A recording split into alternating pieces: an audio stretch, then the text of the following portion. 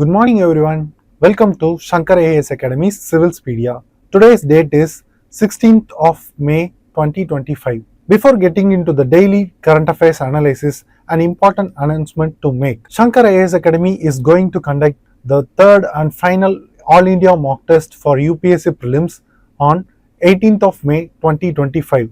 You are highly encouraged to take the All India mock test which held on 18th of May 2025 to get the real-time exam experience as well as to fine-tune your final prelims preparation.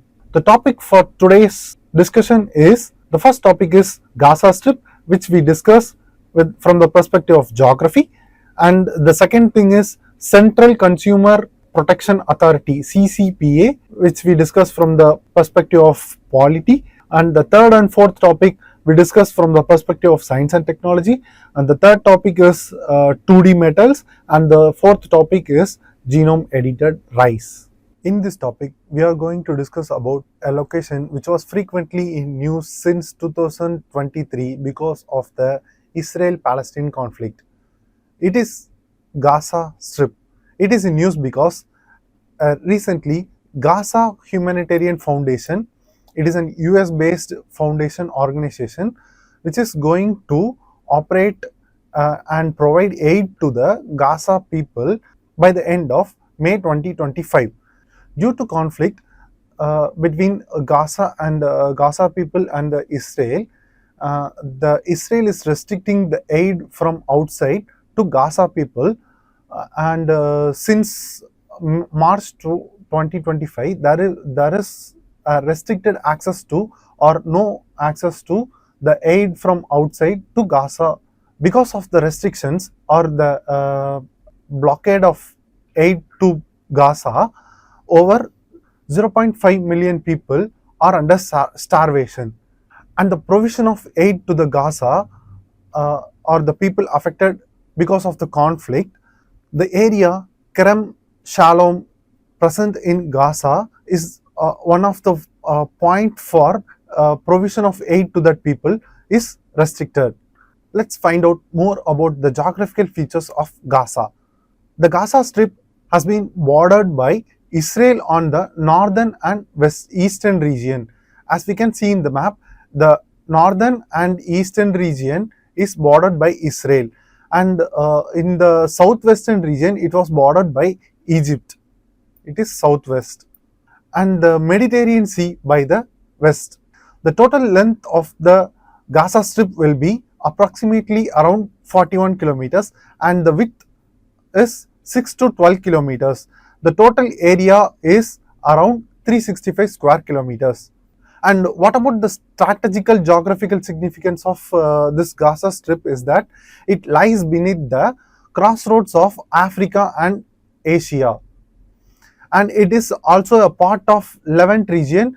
The Levant region is a part of Mediterranean shores, Eastern Mediterranean region, or Eastern Mediterranean shores is called as Levant region, where the earlier agrarian society got emerged, and the Gaza Strip has been restricted or minimal access to sea, and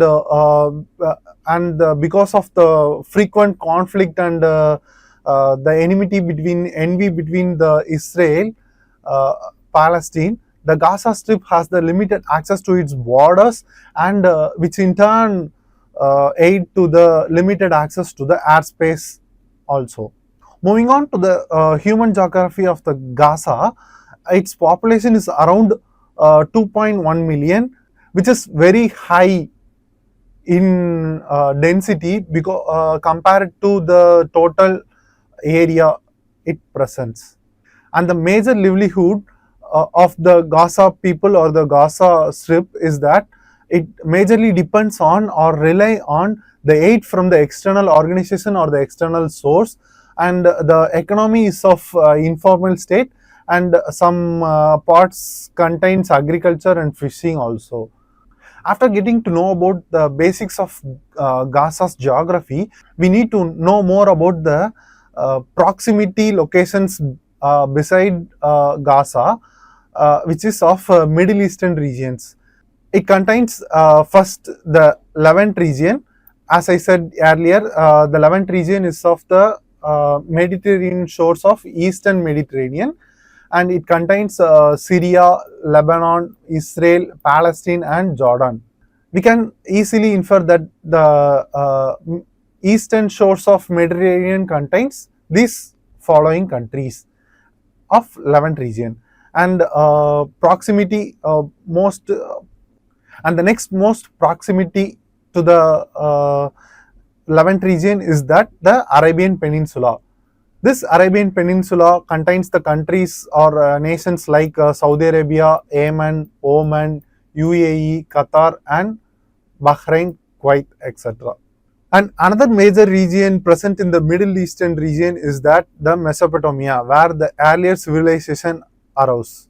The Mesopotamian region includes Iraq, Anatolia of Turkey, which is of frequently news, and Persian Gulf, which is of significance to geographical locations and other trading activities, Iran and Iraq, etc.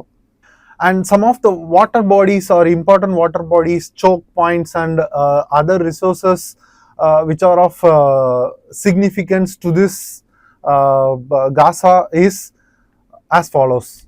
With respect to UPSC prelims, Persian Gulf, Red Sea, Dead Sea, Gulf of Oman, and Suez Canal, which is of more significance to the point of view of UPSC, and we have to know more about this geographical locations and its significance in present global situation. And the major choke points which is of most important to with respect to UPSC preparation is that of Strait of Hormuz and Bab al-Mandab, Gaza Strip, which we discussed right now, and the Golan Heights, which is of more proximity and which is more near to Israel and Gaza. As we can see in this map, Golan Heights, Western Banks and West Bank, and Gaza is of importance. And the desert around this region are Rab al Khali, Syrian Desert, and Negev Desert. UPSC may simply ask Rab al Khali is in news, or Rab al Khali is related to, like that. And the rivers which are of importance to this Middle Eastern region are the Tigris, Euphrates, and Jordan. In this prelims practice question, the question is, which countries border the Persian Gulf? They may simply ask question like this, which are of geographical importance. The first one is Oman, second Iran, third Saudi Arabia, and fourth Bahrain. And the answer for the question is all the above. The Persian Gulf is bordered by Oman, Iran, Saudi Arabia, and Bahrain. So the answer is all the above.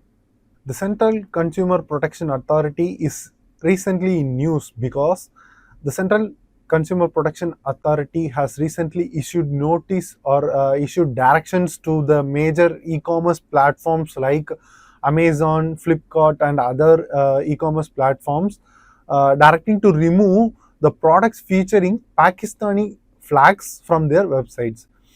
This action has been taken in respect to the recent conflict between India and Pakistan. From the prelims perspective, we have to know the basics of Central Consumer Protection Authority. It is established under Section 10 of Consumer Protection Act of 2019. It came into function from July 24 of 2020. It comes under the Ministry of Consumer Affairs, and the headquarters of this Central Consumer Protection Authority is at New Delhi. The foremost objective of this Central Consumer Protection Authority is to protect and enforce the consumer rights and to prevent the untrade practices prevalent in the market, and to ensure and empower the consumer, and to bring them the consumer welfare. The composition of the Central Consumer Protection Authority is consists of a chief commissioner who is heading this organization, who is heading this statutory body, and under the head or the chief commissioner, there will be two additional commissioners for each for goods and services. And the major functions and power of this Central Consumer Protection Authority is that with respect to investigation, it has the suo motu powers, or it may act on the consumer complaints, which may probe on the basis of the complaint received from the consumers, and it can also take actions on the violations of the consumer rights where the consumer right has been violated, or they may feel that the endorsers or there may be a unfair trade practices prevalent in the or they may take actions on the unfair trade practices.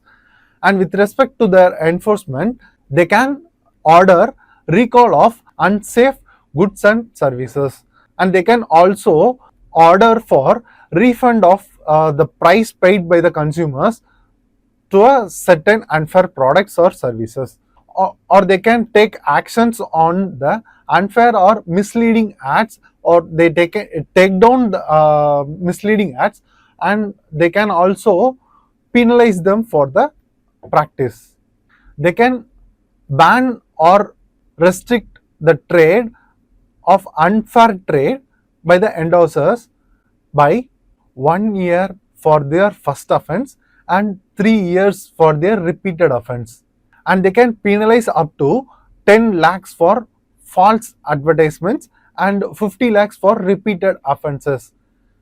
And they have also the powers to search and seize products or services or any other unfair trade practices. They have the power under CRPC 1973. Moving on to the next slide, there is a prelims practice question. The question is, which of the following is not a power of Central Consumer Protection Authority? Option A, ordering recall of unsafe goods, imposing penalties for misleading advertisements, issuing license to e-commerce platforms, prohibiting endorsers from making future endorsements. As we have known earlier, they can issue order for recall of unsafe goods, and they can impose penalty for misleading advertisement, or they can prohibit or ban the products which are of unfair trade practices. And the only provision which is not aligned with the Central Consumer Protection Authority is that issuing license to e-commerce platforms. So the answer is C. In this topic, we are going to discuss about a 2D metal. 2D metal was recently in news because a team of researchers or scientists from China has discovered two 2D metal sheets using high pressure sandwich method. Why the 2D metal got its significance or prominence in news? Because a metal is usually creating a bond in 3D structure, but scientist has created a bond using 2D method. The metal involved in this research purpose are the bismuth, gallium, tin, indium and lead. This research and the findings of these 2D metal sheets has the potential applications of quantum computing and advanced electronics. Before going to know about what is 2D metal sheets, we have to know about the quantum confinements and quantum dots. Quantum confinement is nothing but restrictions or confining an electron within a certain boundary. The confining of electrons in a nanostructure shows some discrete energy levels inside the boundary. It can be observed in the nanomaterial like quantum dots. What is quantum dots? Quantum dots, in the name itself, we can infer that it is a dot, and it is not a 3-dimensional, it is a 2-dimensional or either 2-dimensional or either 0-dimensional semiconductor nanocrystals. It exhibits the features of this quantum confinement which we have discussed earlier. It has the potential applications in the light emitting diodes, diagnostics of medicines, and some solar cells. The discovery of this quantum dots got the Nobel Prize for Chemistry in the year 2023. We know about what is 2D materials. A 2D material is a material which has the two dimensional, which has the thickness only of few atoms. The electron flow in this 2D material is confined to only two dimensions. The best example of this 2D material is the graphene. Let me know about topological insulators.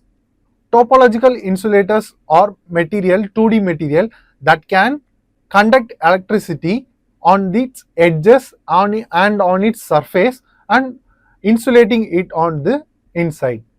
It is very useful and it can be accommodative in the quantum computing process. And let me know about 2D metal sheets fabrication technique. In this process, they use sapphire plates and molybdenum disulfide as the anvil to sandwich the metal. By using the pressure or compressing the metal between this molybdenum disulfide and the sapphire plate gives or produce the metal sheets of around 6.3 Armstrong thick sheets, which is equivalent or moreover relevant to the size of two atoms. The usage of molybdenum disulfide and sapphire gives the metal sheets a high strength and high inert force in its surface. In the perspective of UPSC, they can simply ask or they may ask questions like the applications of 2D metals. The basic applications of these 2D metals as of now they have discovered, or they can be used in quantum computing, high speed transistors, photonic or optoelectronic devices, and in the field of medicine, defense and environment, like they can be used or include in the sensors and other materials, electronic devices. Moving on to the practice question. The question is, which of the following statement about topological insulators is or correct?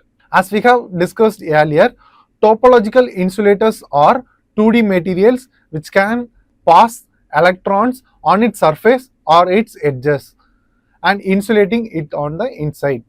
The first statement is they conduct electricity on their surface or edges. They require superconductivity to function. They are significant for quantum computing. The first statement is correct because they can, as the topological insulator can conduct or pass electricity through their surface or its edges. And the third statement is also correct because it can be used or it is significant for quantum computing. And the second statement is incorrect because we haven't come across the concept of superconductivity in this 2D metal sheets. So the answer is 1 and 3, A.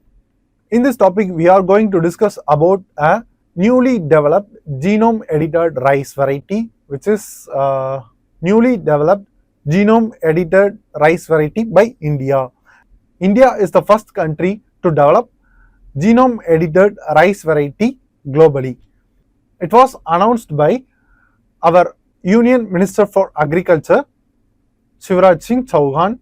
Currently, this developed genome edited rice variety is under screening process for their approval. It will be rolled out in around 6 months and it may be come into large scale production around on after 3 cropping seasons. The Indian Council for Agriculture Research and other researchers has developed 2 varieties of genome edited rice, and the first one is the DRR Dun 100, which is also known as Kamala. It is derived from the parent variety called Samba Masuri, and the second variety which is developed under this genome edited rice is that Pusa DST rice 1, which is derived from the parent variety MTU1010, which is also known as Maruteru. And what are all the unique traits possessed by these two genome edited rice varieties from the parent variety is that the DRR Dun 100 or Kamala, which possess a high yielding ratio than the Samba Maksuri, and it got matured before 20 days from the actual production of Samba Maksuri. That is, if the Samba Maksuri takes 90 days as the maturing stage, this variety of DRR Dun 100 will take only 70 days. And it also shows resistance to drought, and it also possesses the high usage efficiency of nitrogen. And the second variety, that is Pusa DST rice. One variety is specifically shows high yield in salinity areas or the high saline soil, and it also possesses a high resistance to salt. The technology or the tool used in this genome editing is that the site-directed nucleus. This site-directed nucleus contains three varieties actually. The first one is the site-directed nucleus 1, and the type is that site-directed nucleus 1, and the second is the site-directed nucleus 2 and nucleus 3.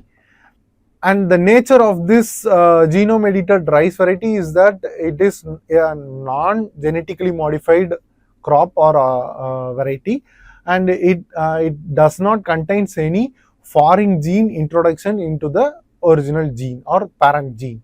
First, we have to know what is the difference between genome editing and genetically modified crops. Genome editing is nothing but introduction of only the site-directed nucleus 1 part and site-directed nucleus 2 part.